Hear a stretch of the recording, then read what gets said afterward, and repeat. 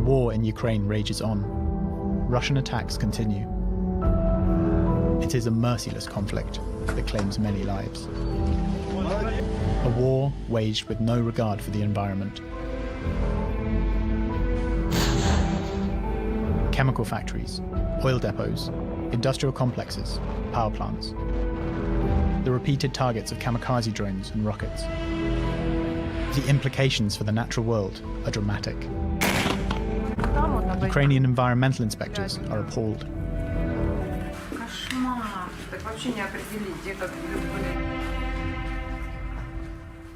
Я не знаю, как это комментировать, потому что, честно говоря, ну вот мы выезжали как экологи, но вот на такое руйнование вот мы первый раз.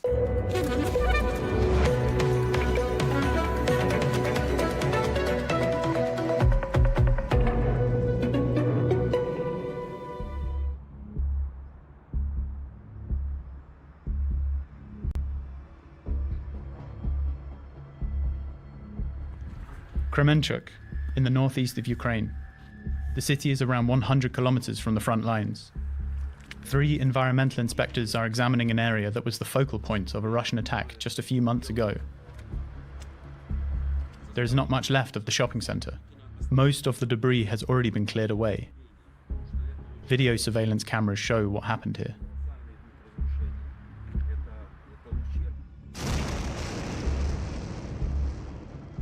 The 27th of June, 2022, 3:52 in the afternoon. The shopping center is busy as a cruise missile strikes about 50 meters away. Ukrainian officials report that 20 are killed. An area of 28,000 square meters is set ablaze. It is the worst attack on Kremenchuk to date, an incident that official Ukrainian environmental inspectors are not willing to let out of their sights. Even after so many deaths, they must continue their work. Дослідження, то есть мы взяли анализы воздуха, и вы себе даже не можете представить, с такого небольшого торгового одного центра, да, выкиды в атмосферу составили 2200 тонн вредных веществ в атмосферную среду. Это колоссальные выбросы, которые они ушли в атмосферу, и они где-то, каким-то образом, они все равно вернутся на земную кору. Investigators document the damage the conflict has brought to the surroundings. They firmly believe in the importance of their work, even when the focus is on human suffering and environmental devastation. Это очень важно, потому что без экологии жизнь человека тоже невозможна.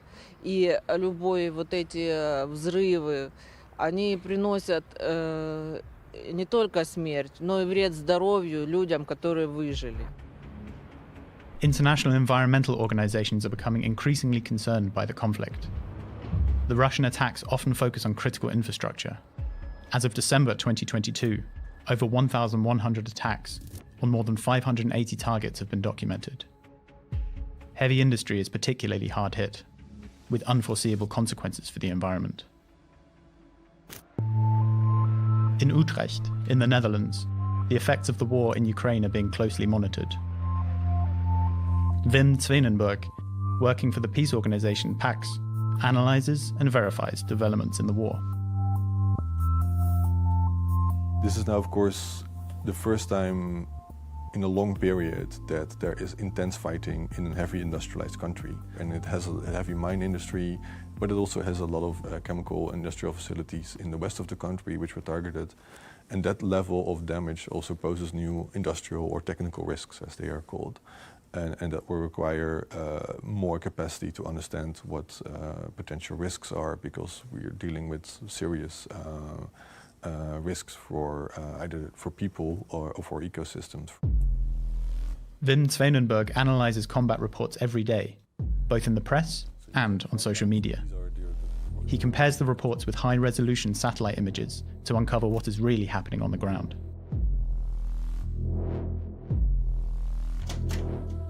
So here, for example, we see a thermal power plant which was hit during the conflict by Russia. It's severely damaged, and that's where very high-resolution imagery is very helpful to identify the damage.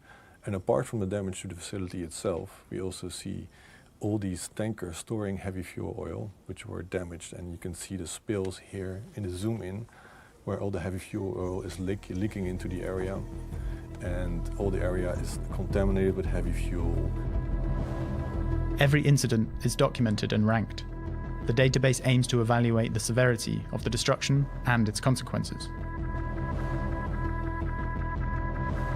The risk of pollution also depends on what type of substance is leaking and, of course, the amount. And then you have to look at how people can be exposed to it or how can ecosystems be affected. So in terms of oil pollution, the oil can get, first you get the burning of oil, so you create a large amount of air pollution, which is at the moment itself a direct risk for people living downwind from a burning facility. There's oil spills. Again, it depends on the amount getting into the environment, but like if it's a substantial amount, it can contaminate groundwater. The contested regions in the east of Ukraine are particularly affected. No one yet knows the true extent of the destruction and what consequences this will have for the environment. Ecologists Tetiana Kalembet and Svetlana Solonko are on their way to Apostolovo, a small town near the front lines that frequently comes under fire. Over 50 private homes and multiple public buildings, including this school, have been damaged. For some time, the military deemed the area too dangerous for civilians. Today is the first time environmental inspectors have been granted permission to enter Apostolovo.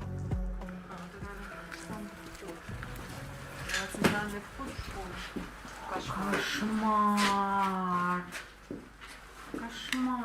Так вообще не определить, где как были залы или эти. Ой, кошмар. Сплошное месиво. Before the war, they had to deal with minor environmental infractions, illegally disposed of garbage, untreated sewage. Now, this. Громада, когда закон вступил в новую силу, за свои деньги построила шикарную, великолепную школу, современную. И сейчас это, то есть забирается у наших детей будущее. Помимо там вреда для окружающей среды, просто у наших детей уничтожается какой-то вера, я не знаю, в будущее там или какой-то такой, не знаю. Я даже не знаю, как это комментировать, потому что, честно говоря, мы выезжали как экологи, но вот на такое руйнування мы первый раз. Посмотрим вот там, вот обойдем. It is not the only school in Apostolovo that has been hit. All three have been destroyed. While at first glance environmental damage might not be the biggest problem, there are considerable risks for both people and the local ecosystem. Может быть асбестом. В своем содержании асбест содержит важкие металлы, мы будем делать, сульфаты мы будем делать, щільний залишок мы будем делать. И так как это здесь есть и крыша, какие-то битумные перекрытия, будем пробовать еще органические расчинники. In the lab, they immediately get to work. Many locals have fled from the region due to the attacks and desperate living conditions without electricity, heating or water. But they have stayed. Вся страна у нас працює на то, чтобы мы могли существовать, жить, работать. Ну и все, конечно, надеются, что мы не можем все сейчас бросить и ничего не делать. То есть это второй фронт. Odessa, in the south of Ukraine. The port city on the Black Sea has been repeatedly targeted by Russian rockets. The sea itself has also become a theatre of war.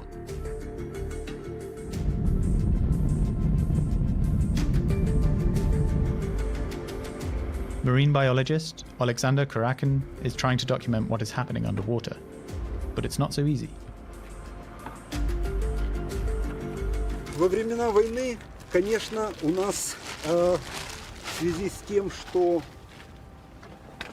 обстановка на водоемах достаточно напряженная и везде, скажем, стоит охрана, связана с определенными трудностями. И, соответственно, нырять приходится гораздо реже.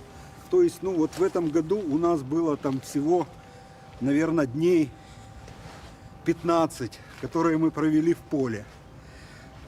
Before the war, Kurakin spent 5 months at sea every year. Now, large sections are mined. the coast is now an exclusion zone. To carry out this dive on the shoreline, he needs a special permit from the military. Kurakin uses every opportunity to inspect what traces the war has left behind. Землю, море так терзать и громить на протяжении столь длительного времени, понятно, что там останется след, и вот в нашу задачу входит как раз определить размер этого следа. Kurakin has been researching and documenting the fascinating marine ecosystem of the Black Sea for decades. Ecologists have been warning for some time that this unique flora and fauna is under threat from industrial waste and fertilizer residue.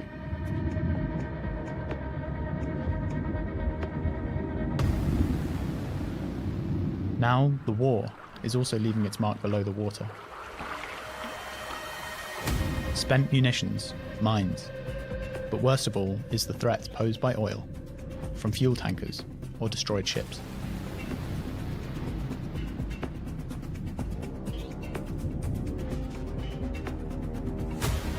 Ну, дело в том, что, в принципе, когда тонет большой военный корабль, загрязнение, если не говорить уже про возможность атомного заражения, то из него поднимается такое количество горюче-смазочных материалов, которые видны даже на спутниковых снимках, то есть видны из космоса. Поэтому, наверное, локальными проблемами это трудно назвать. Скорее, это проблемы достаточно большие, но вот их конкретный размер как раз входит узнать это в нашу задачу. The air raid sirens in Odessa warn of rockets and drone attacks, a near daily occurrence. The city has lost power, including the Institute of Marine Biology.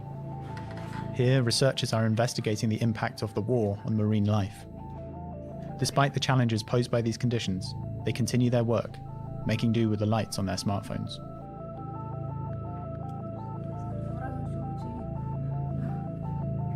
После этих атак, допустим, вообще сутки нету, двое суток нету, а потом, конечно, ну, вот постепенно восстанавливают. И ну, каждый может рассказать вот свою историю, как у него свет включают, могут включить 3 часа ночи, и вот ты встаешь и работаешь в это время. Да, вот когда есть свет, тогда люди уже и работают, то есть они уже не, как бы, да, ну, то есть режим уже и график работы уже зависит, сейчас мы действительно зависим от наличия электричества. Researchers are unable to collect local samples and instead rely on satellite imagery for their analysis. Of greatest concern are the oil spills they are observing, which currently affect over 20,000 square kilometers of water.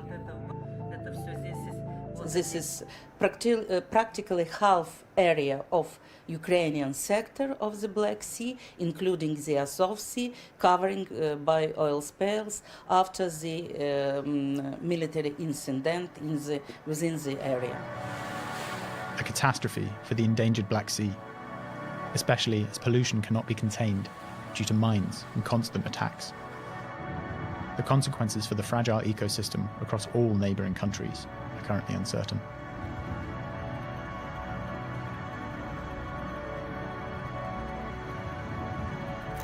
There are approximately 50 national parks in Ukraine and many nature reserves.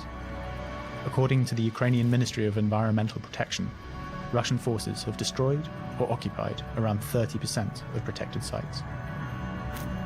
A team from the Hamburg University of Applied Sciences is investigating the impact of the war on these sensitive areas. Ecosystem is a very complicated system, basically, and the war is changing this balance.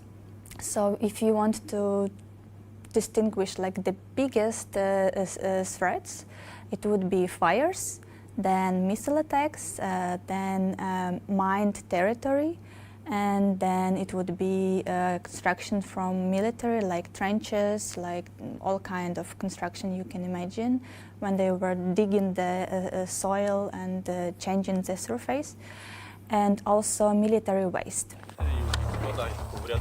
Landmines are not only a serious problem in nature reserves.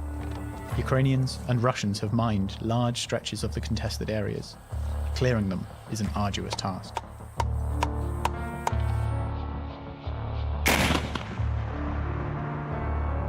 As well as being a threat to life, mines are also a danger for the environment. Unexploded mines decompose over time, seeping their explosives into the soil. Their hazardous chemicals then contaminate the groundwater.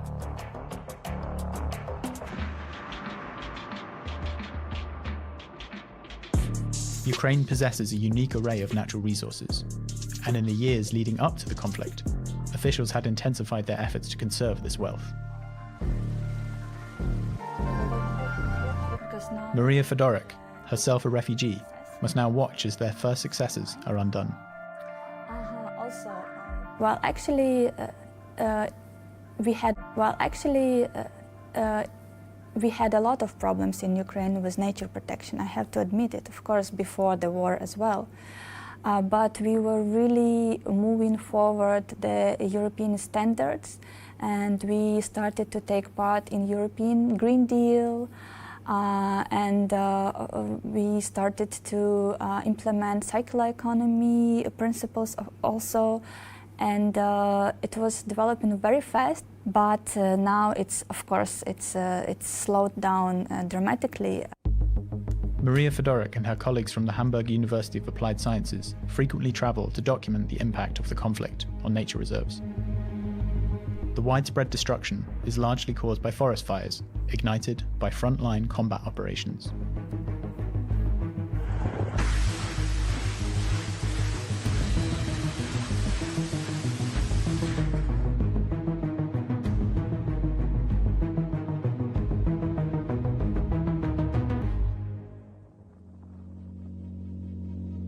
Mykolaiv, southeast Ukraine. The region was contested for a long time until Russian troops withdrew. Environmental inspectors Yana Maiboroda and Konstantin Zinkin assess what is left after the forest fires. The trees are still standing. They are dead.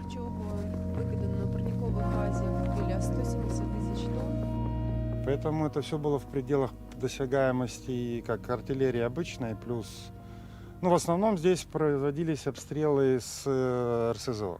И в связи с тем, что здесь были постоянные обстрелы, то лесничество, земля лесничества, не всегда могли оперативно реагировать на возникающие пожары.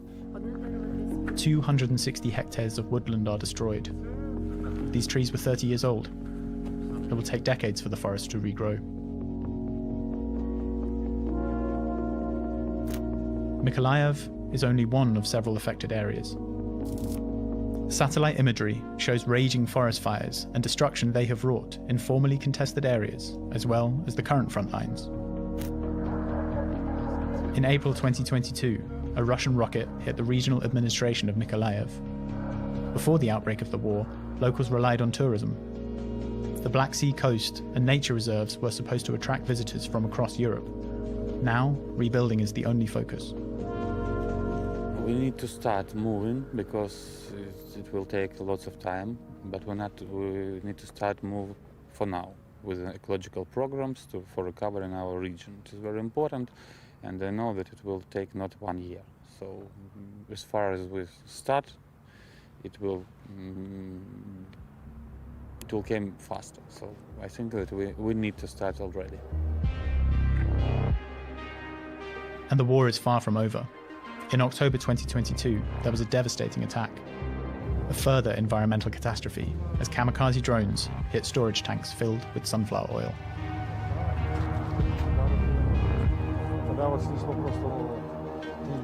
З 17 жовтня тут вся територія навколо даного терміналу була залита олією, в прямому смислі з цього слова.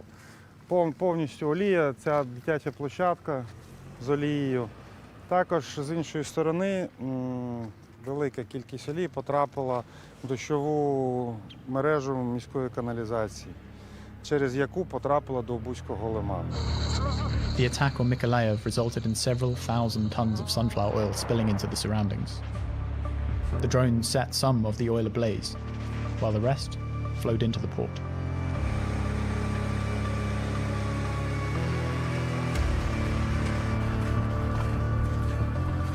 Although the fire brigade managed to pump most of the oil from the water's surface, significant amounts remain, as do the dead animals. Environmental inspectors are concerned about the long-term effects on the ecosystem. Також для риби, риби в масовому морі не спостерігалось, тому що риба все ж таки цю рослинну олію куштує. Але ж в такій великій кількості це теж може впливати на її репродуктивність. Тому що якщо ця олія осяде на місця нерестилища, де риба відкладає ікру, то вона зверху все покриє і ніякої риби не буде.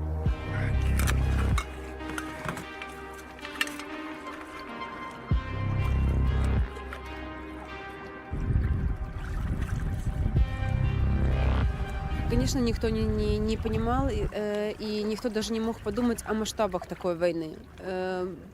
С кем вот мы не говорили, не обсуждали эти темы, нам говорили, это невозможно. 4 атомные электростанции. Такой войны не будет, никто этого не допустит. И, к сожалению, мы имеем на сегодняшний день катастрофические последствия. И я так понимаю, что они у нас... Война еще идет, и мы не понимаем, какие дальше нам последствия ожидать. Nuclear power plants pose a significant danger. Currently, there are 4 in operation, as well as the decommissioned reactors at Chernobyl.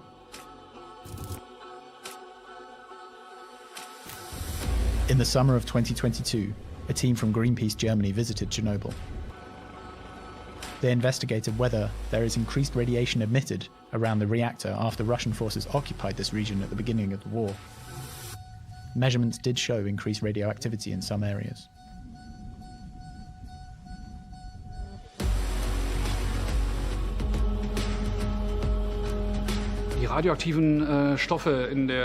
Radioactive elements in the Chernobyl area over the decades have sunk deeper and deeper into the ground. Through the activities of the Russian army, driving through here with tanks and heavy trucks, but also by digging trenches, they have released these radioactive elements back into the air and water systems, thereby endangering people and nature.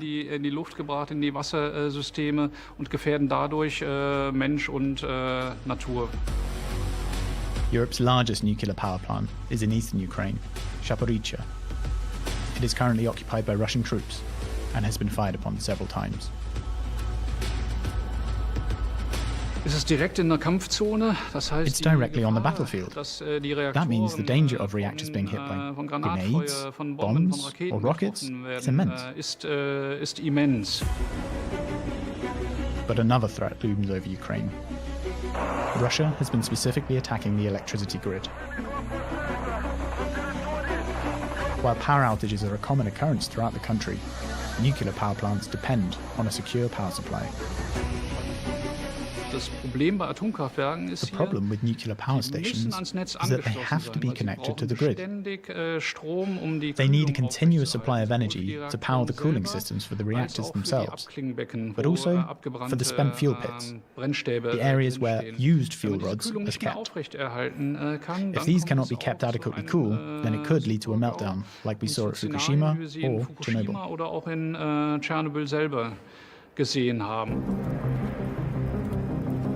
War causes severe environmental damage that can last for decades. One of the most striking examples is the Vietnam War. In the 1960s and 70s, the USA and South Vietnam fought against the Communist North. Napalm bombs set forests alight, and the US Air Force used the chemical defoliant Agent Orange to clear forests and destroy crops. Yet the defoliant contained the poisonous chemical dioxin, which contaminated the environment for decades.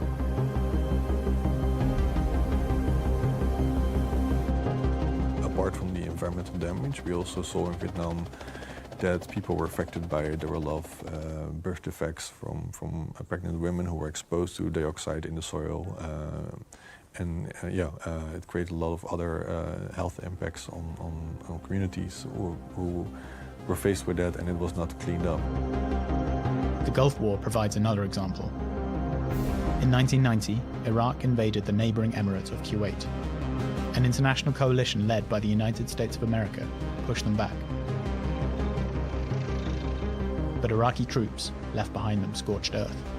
They set fire to over 600 oil wells, which kept burning for over 9 months, even longer, and led to result in a decrease of temperature because the sun was blocked for a long period. And there was like heavy contamination of the soil and the marine, which took a long time to clean up. Around 240 billion litres of oil was set ablaze, uncontrolled. This is roughly equivalent to double of Germany's annual crude oil consumption. The International Court of Justice ruled that Iraq must pay Kuwait roughly $50 billion as compensation for the environmental damage. This ruling provides Ukraine with a clear case study. Russia should pay for the environmental damage it has wrought. This is why each contamination is meticulously documented.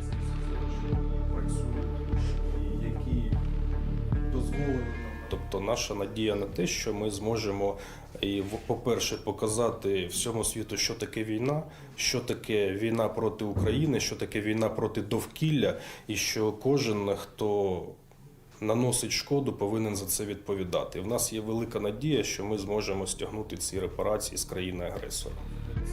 Those at the Ministry of Environmental Protection in Kyiv understand the importance of their work. Збитків екологічних наразі дуже багато. І є збитки, які залишаються, скажімо, в легенях українців, вони позначаються на здоров'ї українців. І, напевне, ми можемо говорити про кількість лісових пожеж, які спричинені війною. Ми можемо говорити про велику кількість нафтобаз палаючих. Але, напевне, ми ще будемо стикатися по мірі деокупації наших територій, ми будемо стикатися ще з більшими проблемами, які загрожують не лише Україні, бо війна в Україні, самі військові дії обмежуються Україною, а екологічні злочини, вони не обмежуються територією України.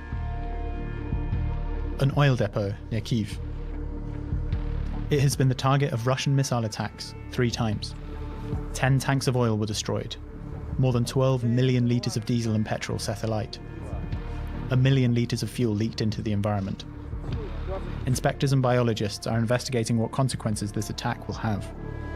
They have calculated that 40,000 tons of harmful chemicals entered the atmosphere. Poisonous substances like ammonia, sulfur dioxide, and heavy metals. The detonations were so violent that they damaged the protective systems in place designed to prevent oil and extinguishing water from entering the ground.